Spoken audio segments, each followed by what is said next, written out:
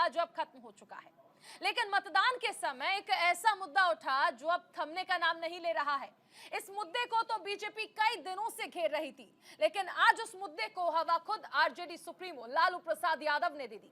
हम बात कर रहे हैं आरक्षण के मुद्दे की। जी हां, देश में लोकसभा चुनाव के दौरान धर्म के आधार पर मुस्लिम आरक्षण एक बड़ा मुद्दा बन गया है। इसे लेकर पक्ष और विपक्ष के तमाम तरह की बयानबाजियां हो रही है। एक और जहां इंडिया अलायंस के नेता इसके समर्थन में उतरते नजर आ रहे हैं, वहीं बीजेपी इसका पुरजोर विरोध करती नजर आ रही है। दरअसल लालू प्रसाद यादव ने एक बड़ा बयान देते हुए मुस्लिम आरक्षण का समर्थन किया है। उन्होंने कहा कि मुसलमानों को पूरा रिजर्वेशन मिलना चाहिए। इस पर प्रधानमंत्री नरेंद्र मोदी ने पलटवार करते हुए कहा कि इंडी गठबंधन के एक सहयोगी दल ने अपने इरादों की पुष्टि कर दी है।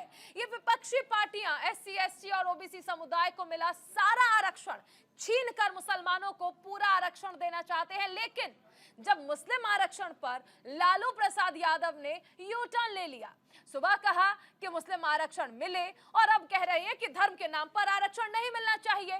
अब यह मुद्दा राजनीतिक और सामाजिक बहस का हिस्सा बन चुका है, जिसका निर्णय भारत का मतदाता अपने मतदान के प्रयोग से करेगा। लोकसभा 2024 के परिणाम के बाद ये देखना दिलचस्प होगा कि भारत में आरक्षण की नीति किस दिशा में आगे बढ़ेगी। खैर, अब इस मुद्दे पर सवाल उठ रहे हैं, तो अब ये भी सवाल उठ रहा है कि पीएम मोदी खुलकर मुस्लिम आरक्षण के विरोध में आखिर क्यों उतर आए हैं, या फिर विपक्ष मुसलमानों को आधार बनाकर सिर्फ वोट बैंक और तुष्टीकरण की राजनीति कर रहा है। आज इसी पर हम चर्चा करेंगे, लेकिन उससे पहले आपको दिखाते हैं ये रिपोर्ट।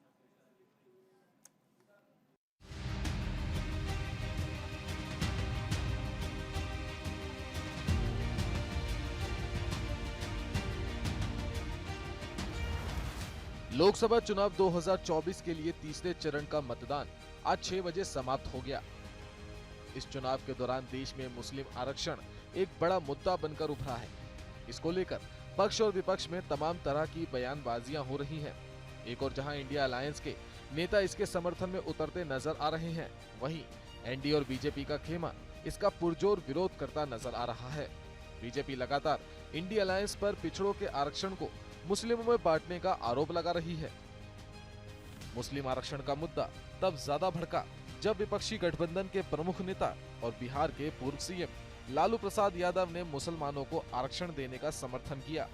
उन्होंने पटना में पत्रकारों के एक सवाल के जवाब में सीधे तौर पर कहा कि मुस्लिमों को आरक्षण मिलना चाहिए, मुसलमानों को पूरा रिजर्वेशन मिलना चाहिए। आरक्षण का पक्षधर है ना, वो तो संविधान को खत्म करना चाहते हैं, लोकतंत्र को खत्म करना चाहते हैं। ये इस बात को जनता के जहन में सारी बात आ गई है, इस तरह की बात बदल। रिजर्वेशन तो मिलना चाहिए मुसलमानों को। उन्होंने कहा, ऐसे हाथ पछाड़ के बोल रहे हैं, मुसलमानों को आरक्षण मिलना चाहिए। और सिर्फ आरक्षण नहीं मिलना चाहिए, वो कहते हैं कि पूरा का पूरा आरक्षण मुसलमानों को मिलना चाहिए। वहीं लालू प्रसाद यादव के इस बयान के बाद अब आरक्षण के मुद्दे पर एक बार फिर से बवाल मच गया है। पीएम मोदी ने लालू के बयान पर पलटवार किया है। उन्होंने कहा कि कांग्रेस चुप है, लेकिन उनके एक सहयोगी दल ने इंडी गठबंधन के इरादों की पुष्टि कर दी है। पीएम मोदी ने आगे कहा कि लालू यादव कहते हैं कि मुसलमानों को आरक्षण मिलना चाहिए। सिर्फ आरक्षण नहीं, उनका कहना है कि मुसलमानों को मिलना चाहिए पूर्ण आरक्षण। इसका अर्थ क्या है? ये लोग एससी, एसटी और ओबीसी समुदाय को मिला सारा आरक्षण छीनकर मुसलमानों को पूरा आरक्षण देना चाहते हैं। इन बयानों के बाद से पक्ष विपक्ष दोनों जमकर वार पलटवार कर रहे हैं। बाबा साहब भीमराव अंबेडकर धर्म के आधार पर आरक्षण के विरोधी थे। उन्होंने कहा धर्म के आधार पर कोई आरक्षण नहीं हो सकता। ये भारत के विभाजन का कारण बना था और हमें कोई भी ऐसा कार्य नहीं करना चाहिए जो देश के विभाजन का कारण बनेगा और जिसके कारण अनुसूचित जाति, जनजाति और पिछड़ी जाति के अधिकार बच पाए। लेकिन कांग्रेस को, समाजवादी पार्टी, आरजेडी को जब भी अवसर मिलेगा, ये अनुसूचित जाति, जनजाति और पिछड़ी जाति के आरक्षण के अधिकार पर सेंध लगा करके इन्हें जबरन अल्पसंख्यकों को देने का कुत्सित प्रयास करेंगे।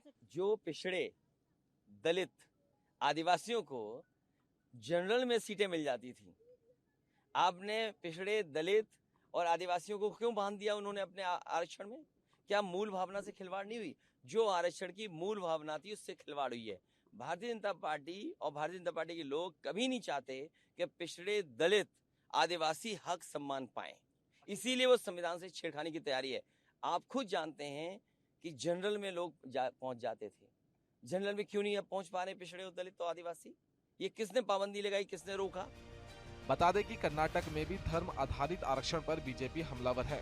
पीएम मोदी और बीजेपी पिछले कुछ समय से अल्पसंख्यकों, खासकर मुस्लिम समाज से संवाद की रणनीति पर चल रहे थे।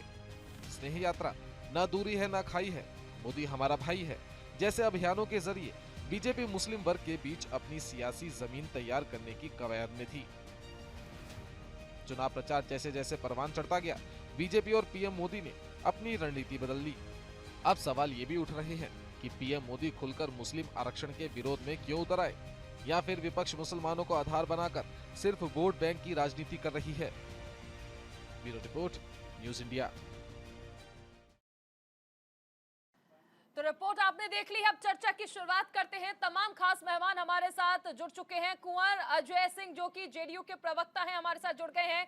महेश वर्मा जी स्टूडियो में मेरे साथ मौजूद हैं, बीजेपी के नेता हैं। यश श्रीवास्तव जी कांग्रेस प्रवक्ता, दानिश कुरैशी जी एआईएमआईएम के प्रवक्ता हमारे साथ हैं। राजलक्ष्मी जोशी राजनीतिक विश्लेषक के तौर पर हमारे साथ जुड़ गए हैं।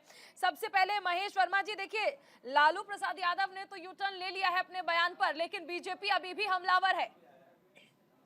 लालू जी की राजनीतिक बाजीगरी जो है ना, ये एक्सपोज करना आज लाजमी था। प्रधानमंत्री जी ने जो बात कही, जिस प्रकार से लालू जी ने इसका फ़ायदा उठाना चाहा और उस फ़ायदा उठाने के बाद उन्होंने एक तरफ मुस्लिम प्रेम को दर्शा दिया और दूसरी तरफ जब लगा कि भाई ये गैर संवैधानिक है, गैर कानूनी बात वो कर रहे हैं, जो अक्सर जो है वो करते रहे हैं और वो तो एक सजा याफ्ता अपराधी भी हैं, तो जिस प्रकार से उन्होंने ये अपनी बात रखी, इससे सब लोग जो है कहीं ना कहीं परिचित हैं कि उनकी राजनीति का आधार क्या है, वो किस बेसिस पे आज राजनीतिक परिवार खड़ा करने में वो सक्षम हुए हैं। आज मैं समझता हूं कि लालू प्रसाद यादव की अगर रिलेवेंसी बची, थोड़ी सी भी अगर कहीं बची हुई है, तो शायद इन्हीं सब बातों की वजह से बची हुई है जो आज उन्होंने कही है। नहीं तो ये जानते हुए भी कि सामाजिक सौहार्द इससे बिगड़ेगा, सामाजिक चीज़ों को अगर आपको कहीं अक्षुण्ण रखना है तो हिंदू मुसलमान दोनों को महत्व देना पड़ेगा। इस देश में सिर्फ मुसलमान महत्व का चीज़ नहीं रहा, मुसलमान को आपने तालिबान बना दिया, पाकिस्तान परस्त बना के आप उसको दिखाना और बताना चाह रहे हैं, आप उसको कहीं आतंक का द्योतक बना दिया आपने, कहीं किसी प्रकार से वो आज जीता है तो सबसे पहले ये सोचता है कि हम तो इंडियन नहीं है, भारतीय नहीं, हिंदुस्तानी नहीं, हम तो पहले मुसलमान हैं। आज जो ये सोच बनी है उसका सबसे बड़ा कारण यही है कि देश का कभी पूर्व प्रधानमंत्री ये कहता है कि भाई देश के जो संपदा है उसके ऊपर सबसे पहले हक अगर है किसी का तो मुसलमानों का है। नेहरू जी कहते हैं कि सबसे पहले अगर किसी का अधिकार है तो मुसलमानों का। आज न्याय पत्र कांग्रेस का कह रहा है कि सबसे पहले अधिकार किसी का है तो मुसलमानों का। ये जो तुष्टीकरण है, ये जो सोच है और इतनी भयावह सोच जो देश में कहीं आपको संविधान समर्थन नहीं करता, उसका ना कानून समर्थन करता है, उसके ऊपर आज सच्चर कमेटी देखिए जो मुसलमानों को लेकर बनाई गई थी, उसके ऊपर कहीं सुप्रीम कोर्ट सुनवाई कर रहा है। देश में आप कोई विधि विधान और कानून को लात मार के आप जिस प्रकार से बात करते हैं, ये अपने आप में दिखाता है और दर्शाता है कि आपको इस देश से कोई लेना देना नहीं। अगर देश से लेना देना होता तो आज फारूक अब्दुल्ला के ऊपर बोलने की हिमाकत करते ना, जो ये कह रहा है कि फारूक अब्दुल्ला जी पर भी रिएक्शन लेंगे, आगे बढ़ेंगे। कुंवर अजय जी आपका रिएक्शन। मैडम मैं ये बता रहा था कि हमारे नाम के नीचे प्रवक्ता AIMM लिखा हुआ।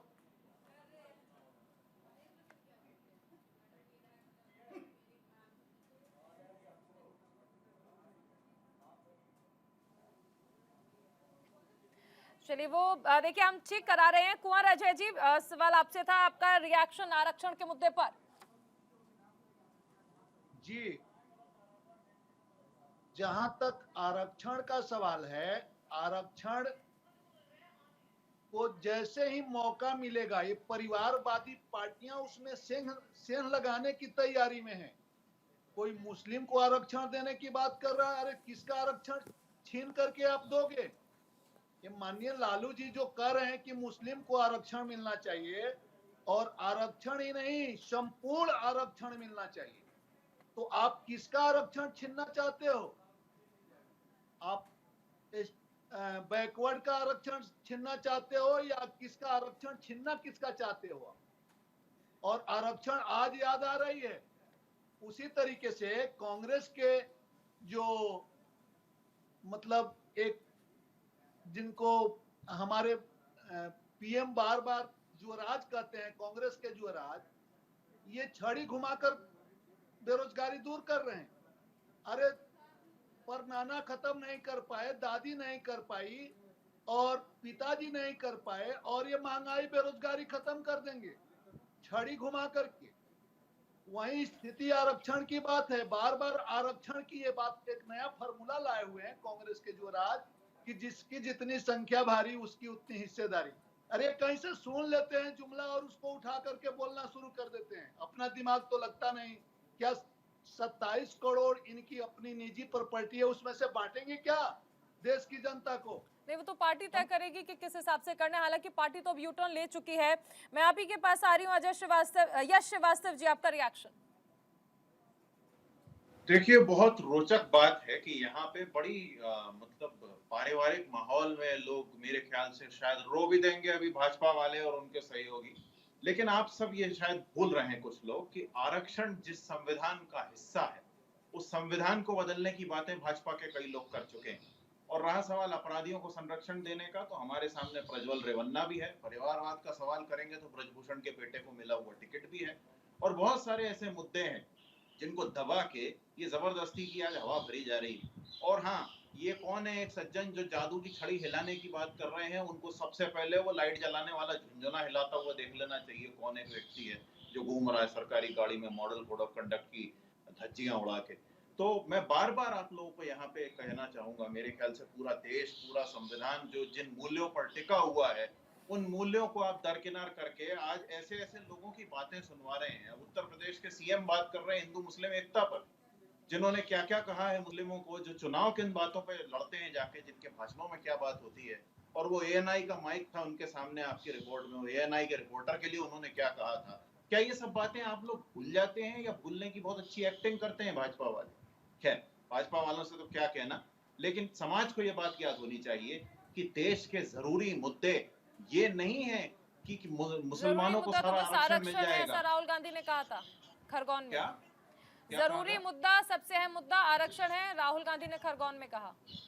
बिल्कुल है, और वो इसीलिए है क्योंकि सभी जातियों के लिए न्याय और समानता बहुत जरूरी है। और ये उस भाजपा के सामने खड़े होकर लड़ते हुए राहुल गांधी जी कह रहे हैं, जिनका एक आदमी एक गरीब आदिवासी के मुंह के ऊपर क्या करता है वो मैं यहाँ बोलना नहीं चाहता हूँ, आप सब जानते हैं। तो बार बार ये बेकार की और बातें करनी तो देखिए किसी भी पार्टी की छिपी नहीं है। यश जी, आप भी जानते हैं और हम भी जानते हैं। मैं एक बार बाकी के जो हमारे मेहमान हैं उनका रिएक्शन भी ले लूं। दानिश कुरैशी जी, मुसलमानों को आरक्षण को लेकर आपका क्या रिएक्शन है? देखिए, दिक्कत क्या है, अभी मैं आपको बताऊं कि देश की तमाम राजनीतिक पार्टियां सन 47 से, जब से भारत आजाद हुआ है तब से लेकर आज तक, आज भी आप देख रही हैं तो एक तरफ नरेंद्र मोदी और भारतीय जनता पार्टी,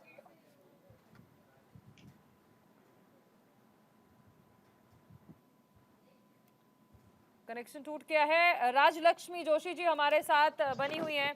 राजलक्ष्मी जी, देखिए, चुनाव में अभी तक हम देख रहे थे कि पार्टियां विकास की बात कर रही थी, अलग अलग मुद्दे थे, लेकिन इस बीच लालू प्रसाद यादव ने जैसे ही सुबह मुस्लिम आरक्षण पर बयान दिया है, ये कम से कम आज के तीसरे चरण के लिए तो एक अहम मुद्दा ऐसा ही हो गया है, क्योंकि हर कोई अब इस पर सामने आ रहा है और बयान दे रहा है।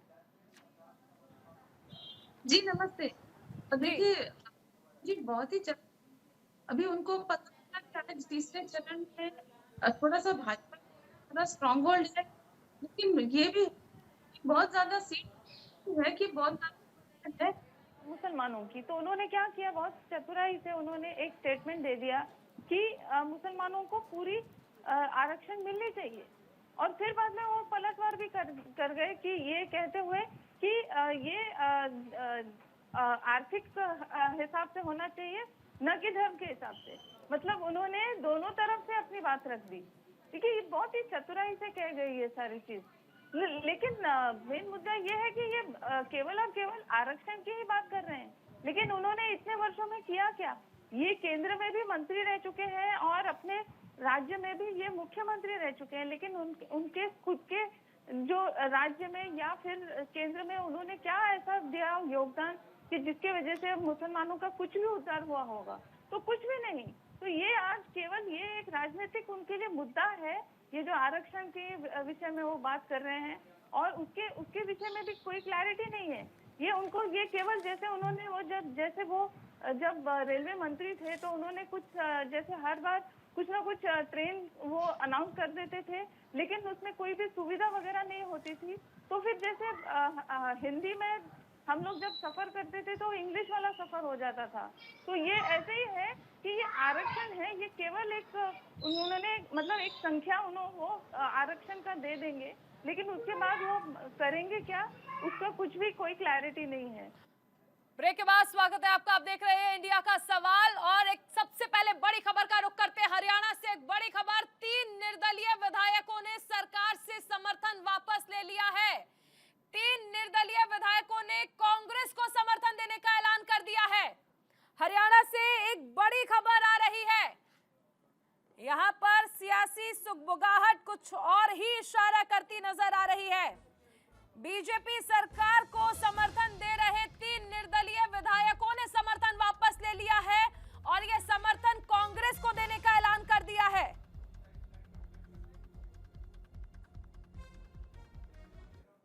एक बार फिर से सियासी हलचल तेज हो गई है हरियाणा में। 3 निर्दलीय विधायकों ने सरकार से समर्थन वापस ले लिया है।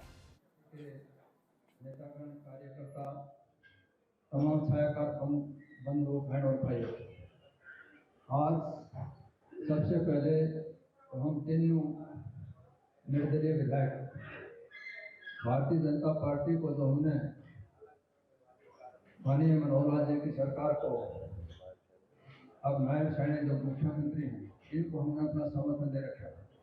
आज हम तीनों अपनी तरफ से बीजेपी सरकार से अपना समर्थन वापस लेते हैं और कांग्रेस पार्टी को अपनी तरफ से भारी समर्थन देते हैं, और ये विश्वास और भरोसा देते हैं कि हम समर्पित भाव से आज से ही कांग्रेस के कार्यकर्ता के साथ साथ कंधे से कंधा मिला के, तन से मन से धन से हम पूरी तरह से पार्टी का सहयोग करेंगे।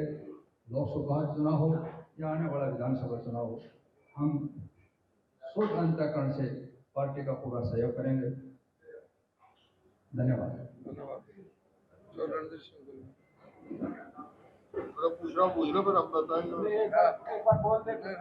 बोल दिया सब ना। मेरा नाम रणबीर गोलन है, विधायक पुंडरी हूँ। आज हम तीनों भाई जो भारतीय जनता पार्टी की नायब सैनी की सरकार है, उससे अपना समर्थन वापस लेते हैं और कांग्रेस पार्टी को बाहर से हम समर्थन करते हैं, लोकसभा के चुनाव में भी, आने वाले विधानसभा के चुनाव में भी।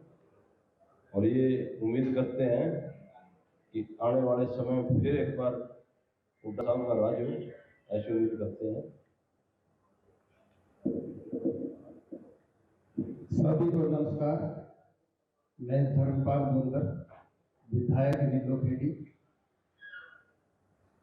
हरियाणा में जो भारतीय जनता पार्टी की सरकार है, उससे आज हम समर्थन वापस लेते हैं और कांग्रेस को बाहर से समर्थन देते हैं।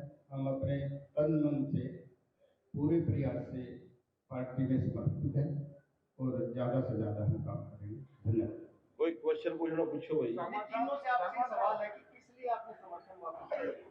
देखिए, हम पिछले 4.5 वर्षों से निर्दलीय चुनकर आए थे और हमेशा हमने ईमानदारी से भारतीय जनता पार्टी को समर्थन दिया था।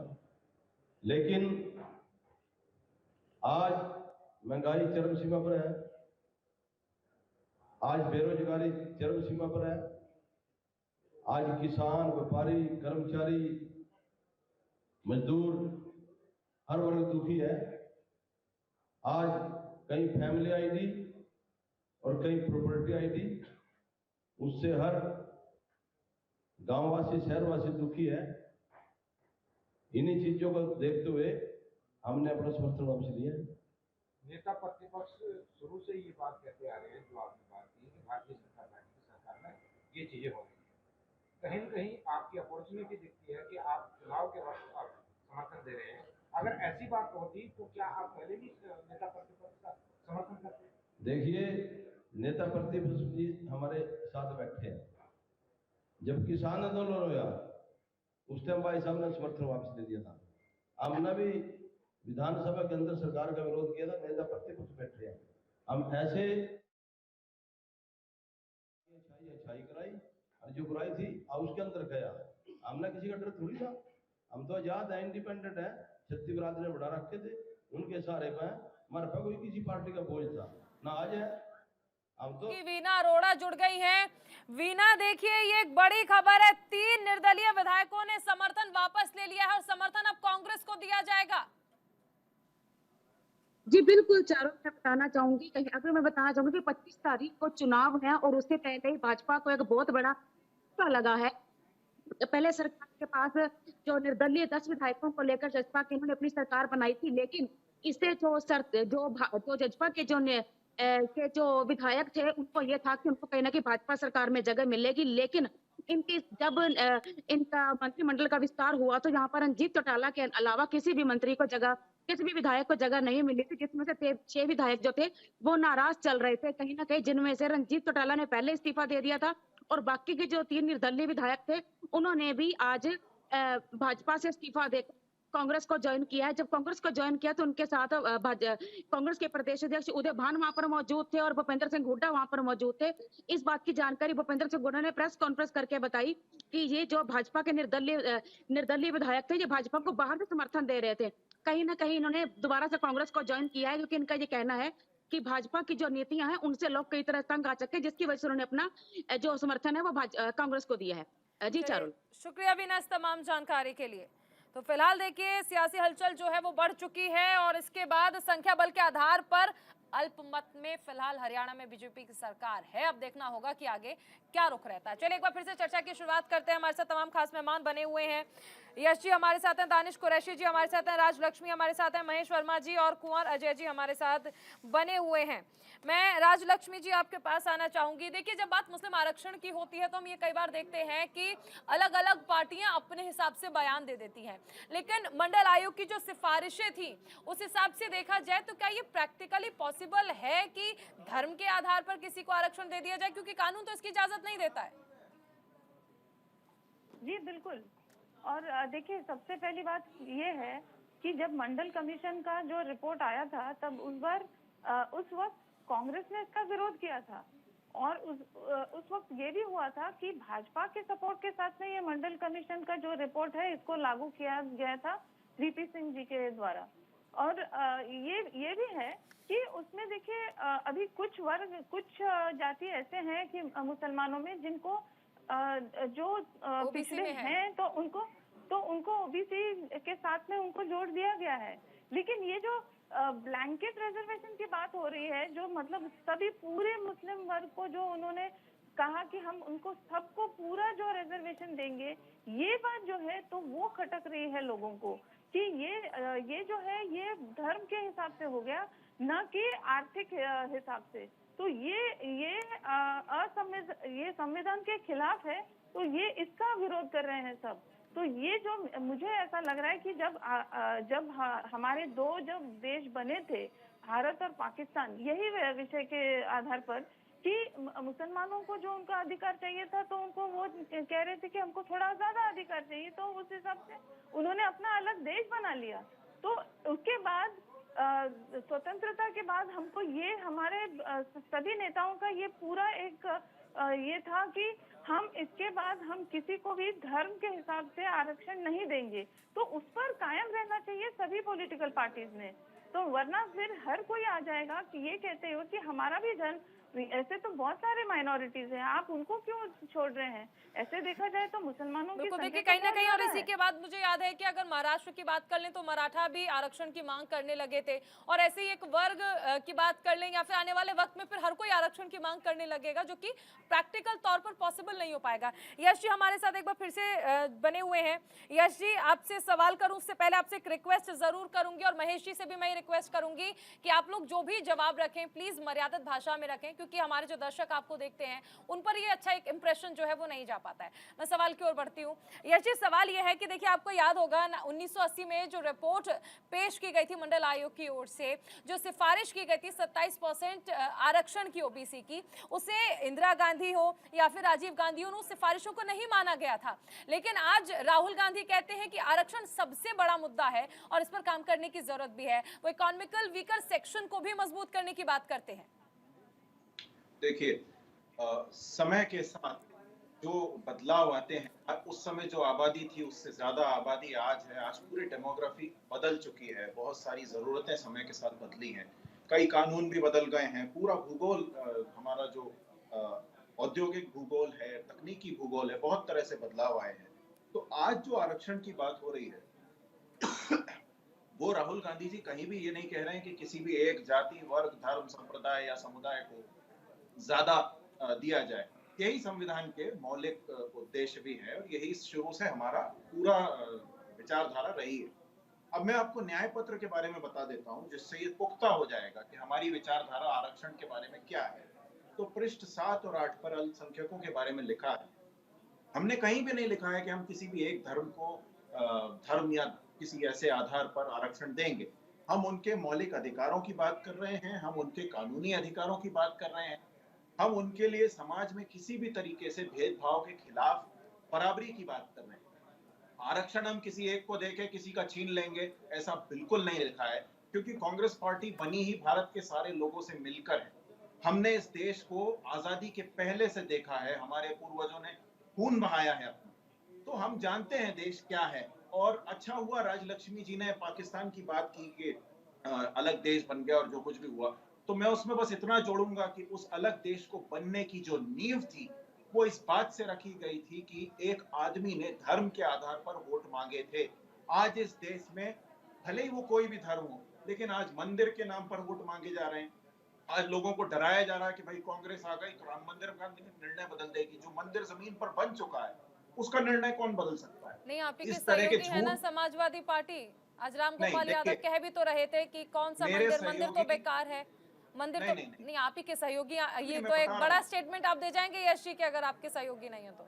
नहीं, मैं कह रहा हूँ कि वो मेरे सहयोगी हैं, और वो जो कह रहे हैं उसकी बात को मैंने कैसे सुना, आपने कैसे सुना, या क्या वो एग्जैक्ट शब्द है, वो हम जाने देते हैं। मैं आपको बताता हूँ, अगर हम मंदिरों की बात कर रहे हैं तो गलत तो ये भी हुआ है कि अखिलेश यादव जी ने किसी मंदिर में जाकर पूजा की तो बाद में वो मंदिर धुलवाया जा रहा है।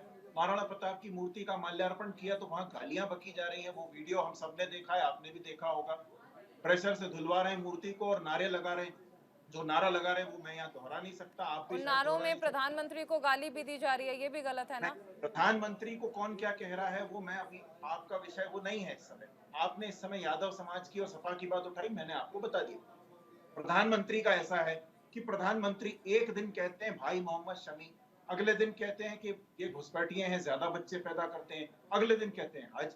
तो हमको, मैं फिर बार बार कह रहा हूँ, देश की एकता और अखंडता को बनाए रखने के लिए ये जरूरी है कि धर्म के आधार पर वोट ना मांगे जाएं, धर्म के आधार पर लोगों को ना भटकाया जाए कि भाई एक ही धर्म है, दूसरा धर्म है, ये धर्म के लोगों को वोट दो। यही चीज जो राजलक्ष्मी जी ने कही, मैं इसी बात को कहूंगा, धर्म के आधार पर वोट मांगने के चक्कर में ही ये देश के टुकड़े हुए, और हमको ये बात समझनी होगी कि अब ऐसा ना हो।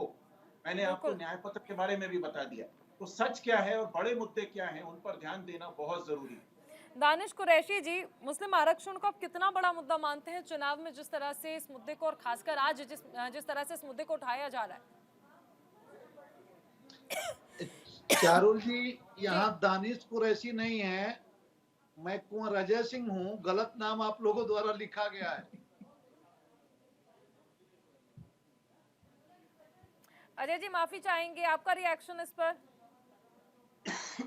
जी चारुल जी, सबसे पहले तो आपके माध्यम से पूरे देश की जनता को ये हम बताना चाहते हैं कि लालू जी जो एक सजा याफ्ता मुलजिम है देश के, हम जैसा अन्न खाते हैं, जैसा परिवेश में रहते हैं, हमारी बुद्धि भी वैसे हो जाती है। अब लालू जी का व्यवहार पशुवत व्यवहार हो गया है, कहना नहीं चाहिए, उचित नहीं है। अब लालू जी मौके दर मौके ये नया सिगुफा छोड़ देते हैं देश की जनता को बरगलाने की नीयत से। ये इनका मुस्लिम प्रेम कहां से आ गया? और वहीं चाहे वो लालू जी की पार्टी हो या कांग्रेस पार्टी हो या जो भी इंडिया गठबंधन की जो बातें करती हैं, ये जो भी पार्टियां, ये पार्टियां नहीं रह गई हैं, ये परिवारवादी प्राइवेट लिमिटेड कंपनियां रह गई। अब लालू जी का लालटेन बुझ चुका है। लालटेन मतलब लाली और लाला इनके मिला के जो टेन हैं वो सब के सब बुझ चुके हैं। देश की जनता ये जान चुकी है कि एक तरफ लोकतंत्र है और दूसरे तरफ परिवार तंत्र है। हमें जिताना किसको है, हमें वोट किसको देना है। ये आरक्षण का मुद्दा उठा करके क्या कहना चाहते हैं? क्या पिछड़ों का आरक्षण मुस्लिमों को देना चाहते हैं? ये धर्म के आधार पे आरक्षण देना चाहते हैं? ये क्या बताना चाहते हैं? जब ये सरकार में थे, जब इनका जंगल राज था, तो टोपी पहनते थे और मुस्लिम तुष्टीकरण की बात करते थे। मैं महेश जी का रिएक्शन लेती हूँ। महेश जी देखिए, लालू प्रसाद यादव एक बयान देते हैं और उसके बाद पूरी की पूरी बीजेपी जो है उस बयान के घेराव में लग जाती है। आपको नहीं लगता कि आपके पास तो पर्याप्त मुद्दे थे गिनाने के लिए? आप अपना काम गिना सकते थे, जनता के लिए क्या क्या किया जा रहा है वो गिनाया जा सकता था। लेकिन इस बीच लालू प्रसाद यादव के बयान को इतनी तवज्जो देना, वो भी चुनाव जैसे वक्त में। नहीं चारुल जी, ये तवज्जो की बात नहीं है। सवाल है कि इस देश में जिस प्रकार से ये राजनीतिक बाजीगरी, मैं इसको बाजीगरी भी क्यों कहूँ, ये राजनीतिक गोरख धंधा बंद होना चाहिए। लालू यादव एक सजा याफ्ता अपराधी है। उस अपराधी को महिमा मंडित करने का काम इस देश में जो है कांग्रेस करती रही। याद करिए मनमोहन सिंह का वो रिजिम, जब लालू यादव को सजा हुई तो उसकी सजा के हिसाब से वो बार कर गए इलेक्शन लड़ने के लिए, और उनके लिए कानून और एक गजट नोटिफिकेशन इस देश में लाया गया जिसको राहुल गांधी फाड़ते हुए और नौटंकी करते हुए नजर आए। इस देश में सजा याफ्ता अपराधी राहुल गांधी हैं। उस व्यक्ति को आज किस तरह से महिमा मंडित एक परिवार की वजह से करते हुए पूरे देश में वो झूठ का जो है बाजार गर्म किए हुए हैं। 2/3 बहुमत चाहिए आपको संविधान संशोधन के लिए। आरक्षण के नाम पर आप कह रहे हैं महिलाओं को 50% हम आरक्षण देंगे, आपके यहाँ 5% महिलाओं को आप टिकट नहीं देते हैं।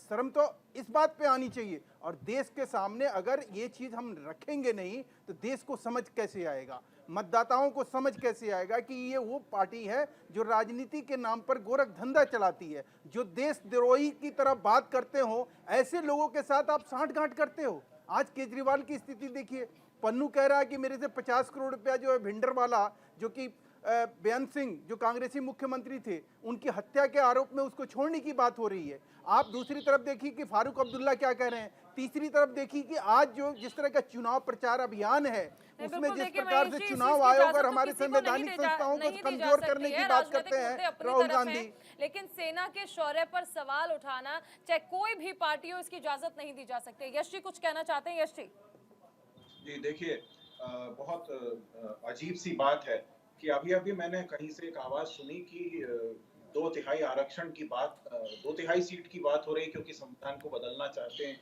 और 5% महिलाओं को भी टिकट नहीं देते हैं।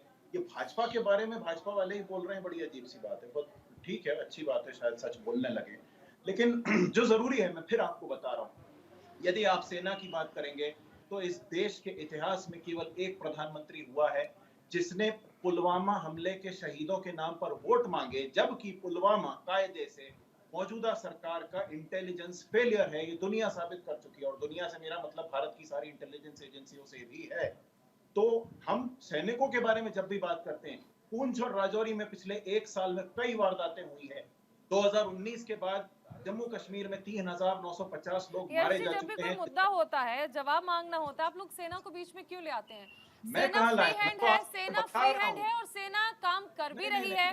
सेना पर कोई भी नजर उठाता है, सेना मुंहतोड़ जवाब देती है। तो प्लीज अगर हम सेना से हटकर बात कर लें, अगर हम कर लें, मैं सेना को बीच में फारूक अब्दुल्ला बीच में ले आते हैं कि पाकिस्तान ने चूड़ियां नहीं पहनी है। पाकिस्तान ने चूड़ियां नहीं पहनी तो क्या भारतीय सेना को आपको लगता है कि उसमें इतना पराक्रम नहीं है? पारुल जी कि पाकिस्तान को जवाब दे सके? अगर आप मेरी बात से किसी सहमत नहीं है तो मुझे मेरी बात पूरी कर दीजिए, फिर आपत्ति उठाइए तो मैं अपनी बात पूरी कह पाऊंगा। फारूक अब्दुल्ला जी सेना की तरफ से एक तरह से ये कह रहे हैं कि सेना की पूरी इक्विपमेंट है या नहीं, ये ध्यान रखना जरूरी है, ऐसा मैं मानता हूं। क्या बात कर रहे हो? और दूसरी बात है, क्या इनको आप बोल दीजिए दर्शकों बीच को में ना गुमराह बोले, कर इस रहे आदमी से हो? बिल्कुल ये बात कौन सा तरीका है? सेना को बीच में सेना लाके के वोट शौर्य पे मांगने उस की व्यक्ति ने एक कहा बात कि मैं कह रहा हूं। पाकिस्तान चूड़ी पहन रखी पारुल है जी क्या? बोल दीजिए, मैं बीच में नहीं बोल रहा हूं। ये कोई तरीका थोड़ी है कि दर्शकों को गुमराह करते फिरिए और हम चुप रहें। देश की अस्मिता की बात है। कांग्रेस और बीजेपी बाद में बात करना है यार, देश की बात है, देश के बारे में सोचो। नहीं करूंगा, मैं बोल रहा हूं, अभी आपने मुझे समय दिया है, मैं बता चुका हूं पुलवामा हमले। कांग्रेस अपनी विचारधारा भूल चुकी है। एक समय था फर्स्ट टाइम वोटर से वोट जब नरेंद्र मोदी ने किया। कांग्रेस के पीएम मैं ये कह रहा हूं कि सेना को वोट के लिए राजनीति के बीच में लाना अटल बिहारी हम सब ये मानते हैं, लेकिन सेना के मामले में ये मानना, ये देखना भी जरूरी है और जम्मू कश्मीर में पिछले 5 साल 19 से अब तक 4000 के करीब लोग मारे गए हैं, सिविलियंस और सेना के लोगों को मिला। उस बात पर क्या गया है जिस सरकार को जवाबदेह होना चाहिए वो उल्टे उस पर राजलक्ष्मी जी जो पूछ रही थी उसका क्या जवाब है? राजलक्ष्मी जी ने कुछ सवाल दागे थे सेना के और ऊपर जो पूछे थे। इंटेलिजेंस फेलियर है वो तो सरकार की जवाबदेही है। देश की जनता सरकार की जवाबदेही है यश जी, लेकिन आप देखिए ना कि आपके सहयोगी भी किस तरह से सवाल उठा रहे हैं। तकलीफ होती है। सुनिए मैं आपको एक बात बोलती हूँ यश जी, मुझे राजनीतिक पार्टियों की बयानबाजी से कोई मतलब नहीं है, लेकिन अगर मेरे देश की सेना पर सवाल उठाया जाएगा और पड़ोसी मुल्क पाकिस्तान की सेना को इतनी तवज्जो दे दी जाएगी कि उन्होंने चूड़ियां नहीं पहनी है, तो मुझे तकलीफ होगी, क्योंकि मेरे देश के ये सैनिक हैं, हमारे देश की ये सेना है, जो हमारे देश के लिए लड़ रहे हैं बॉर्डर्स पर। आप ये कह देते हैं, आप ये कह देते हैं कि उनके पास एटम बम है, उनके पास क्या है मतलब नहीं है। हमारी सेना किसी से कम नहीं है, मैं ये कहना चाहती हूँ। पाकिस्तान की सेना ने चूड़ियां नहीं पहनी है, मतलब क्या होता है? आप ऐसे बयान दे कैसे सकते हैं? आप ही के साथ है ना इंडिया गठबंधन। आप बोल नहीं सकते हैं, आप हिमाकत नहीं कर सकते हैं। पाकिस्तान प्रेम दर्शाता है आपके मन में, आपकी आत्मा जो है जुड़ी हुई है पाकिस्तान से। महेश वर्मा तुम मेरे बारे में बात मत करो, अरे ये बारे में भैया फिर तुम आ गए, तुम तड़ाक पे, आप लोग आपस में पे फिर चर्चा आ ना गए, करें। फिर तुम तड़ाक पे आ गए। यश जी, महेश जी, नहीं, प्लीज नहीं, आप दोनों आपस में बात करते हैं तो भाषा की मर्यादा भूल जाते हैं। तुम अपनी मर्यादा में रह के बात करो। यश जी प्लीज, महेश जी प्लीज नहीं, ये चर्चा का वक्त है, या चर्चा कर लीजिए प्लीज। इस तरह की भाषा आप लोग अमर्यादित भाषा का इस्तेमाल करते हैं और जिसकी इजाजत मैं नहीं दे सकती।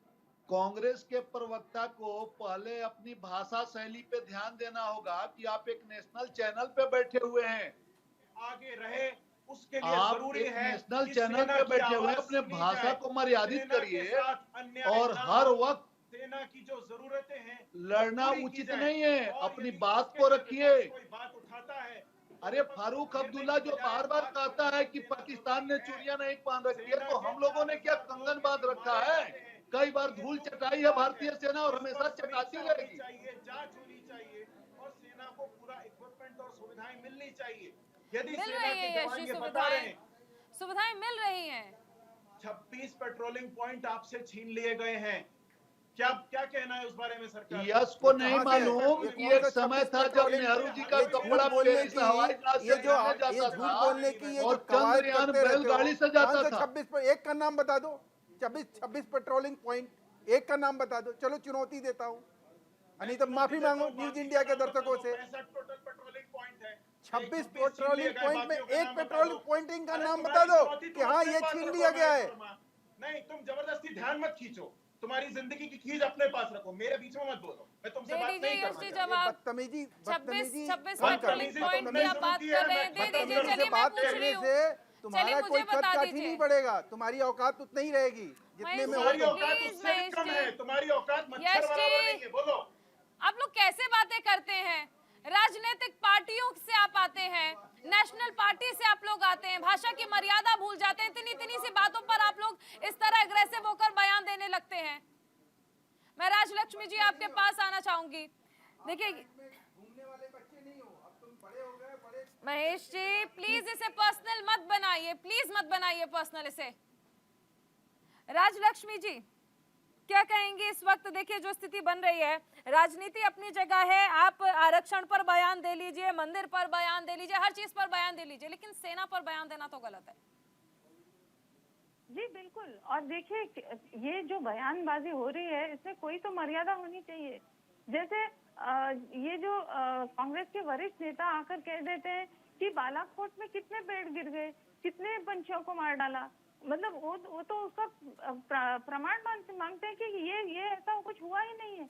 और उतना ही नहीं, अभी देखिए उनके जो नेता है वडट्टीवार, वो आकर कह रहे हैं कि कसाब ने नहीं मारा, एक वरिष्ठ जो कॉप है उनको कसाब ने नहीं बल्कि एक संघी ने मारा है।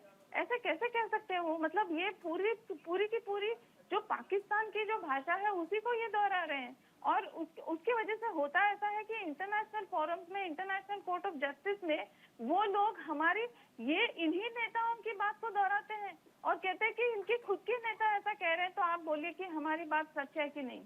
तो पाकिस्तान को क्यों ये ऐसा सब प्रमाण देते रहते हैं, ऐसे सब ये जो भी ऐसे बयानबाजी करते हैं, तो उनको थोड़ा सा तो ख्याल रखना चाहिए।